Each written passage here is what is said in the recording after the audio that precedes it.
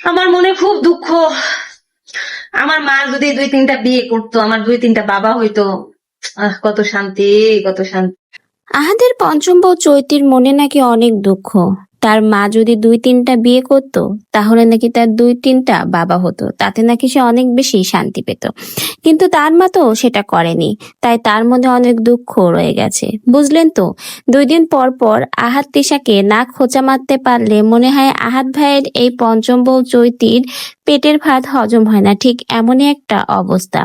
আবারও চৈতি এসে তিশাকে কিন্তু খোঁচা মারলো, কারণ তিশার মা কিন্তু 2টা বিয়ে করেছে। তাই তো এবার আকার ইঙ্গিত দিয়ে কিন্তু তিশার মা এবং বাবাকে খোঁচা দিয়েছে এবং ক্যাপশনে লিখেছে, ইস খুব কষ্ট আমার মনে, কেন যে আমার 2-4টা লুচ্চা সৎ বাবা নাই, বুঝতেই পারলেন। কথাটা কিন্তু একেবারে ডাইরেক্টলি তিশাকে ইঙ্গিত দিয়ে বলেছে, কারণ তিশার কিন্তু সৎ বাবা রয়েছে এবং তিশার সৎ বাবা কিন্তু তিশাকে অনেক বেশি ভালোবাসে।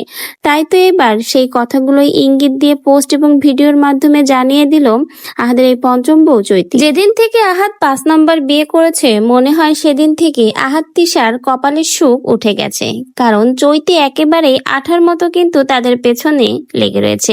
একদিন আহাদকে ধরে তো একদিন তিশাকে ধরে, কোনো ছাড়াছাড়ি নেই। যত সহজে আখির হাত থেকে আহাদ বা তিশা ছাড়া পেয়েছে, এত সহজে মনে হচ্ছে না এবার চৈতির হাত থেকে ছাড়া পাবে। কারণ আখির সাথে পেরে উঠেছে বলে যে সকল মেয়েদের সাথে তারা পেরে উঠবে এমনটা নয়।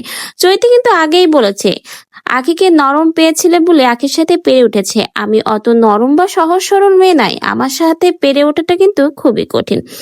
আখির আর চৈতি দুজনেই কিন্তু সম্পূর্ণ ভিন্ন ধর্মী, এবং চৈতি যে কথাগুলো বলেছিল চৈতি কিন্তু এখন সেই কথাগুলো পদে পদে প্রমাণ দেখিয়ে দিচ্ছে, কারণ প্রতিনিয়তই এখন বোঝা যাচ্ছে আহাদ তিশার জীবনটাকে একেবারে তছনছ করে ছেড়ে দিবে চৈতি। কারণ দিন দিন যেভাবে আহাদ তিশার পেছনে আঠার মতো লেগেছে, মনে হয় না এত সহজে শান্তিতে তাদেরকে থাকতে দিবে।